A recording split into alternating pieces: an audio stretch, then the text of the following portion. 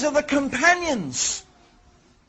These are the people who knew the circumstance of the revelation. Which ayah was revealed in which circumstance. They are the ones who saw the Prophet ﷺ pray. They saw him with their eyes. They saw the Prophet ﷺ fast and make hajj. And so on and so forth. So they lived with Rasulullah ﷺ. They were his companions. They were eyewitnesses to the events. They would sit and learn directly from Rasulullah ﷺ about the deen. So who could know better about Islam than his companions? It is absolutely logical that the people who would know best about this religion are the people who studied from the messenger to whom this religion was revealed. This is from aql. This is from logic.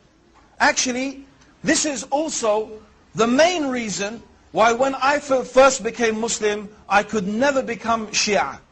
I could never have become a Shia. Because when I first became Muslim, in fact, at the time, the Iranian Revolution was very strong.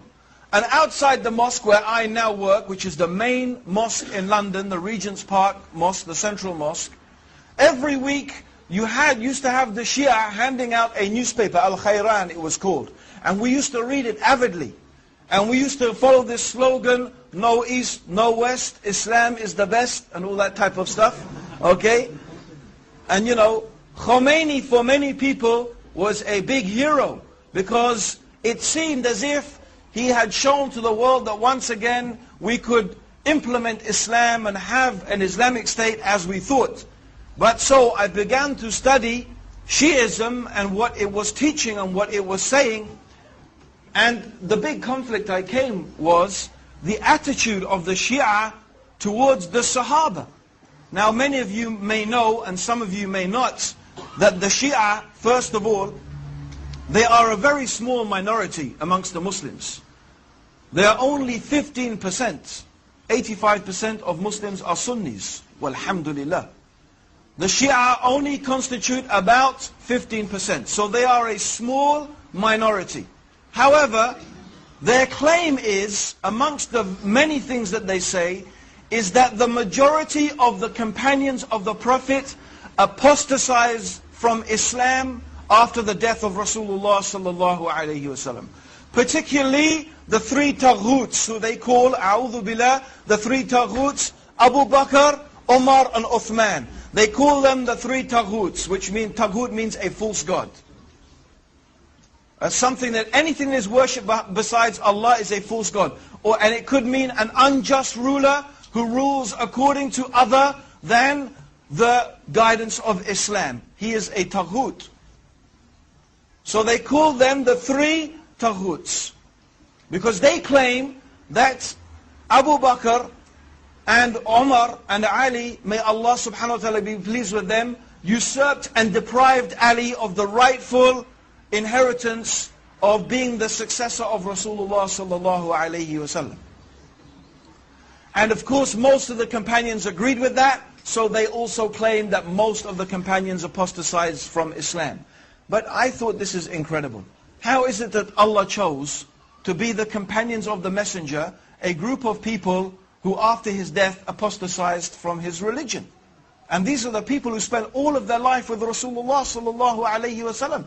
These are the people who are ready to give, and often did, give their lives in the service of Islam to protect the Prophet sallallahu alayhi wasallam and to protect the religion that the Prophet preached. How they sacrificed their money and their time and everything for the cause of Allah and His religion. Yet when the messenger dies, they apostatized. It doesn't make any sense. It's illogical. It seems to be a totally irrational proposition. Rather, we believe that the companions are the best of all the human beings after the prophets. And the best of the human beings after the prophets is Abu Bakr. And the best after him is Umar. And the best after him, although there's some disagreement, is it Ali or Uthman, or are they the... But it will seem that the stronger evidence shows us that it is Uthman ibn Affan and then Ali. These are the best. And then after that, we don't make a distinction amongst the companions, but generally also the companions themselves are the best of the human beings after the messengers. This is the status of the Sahaba with us.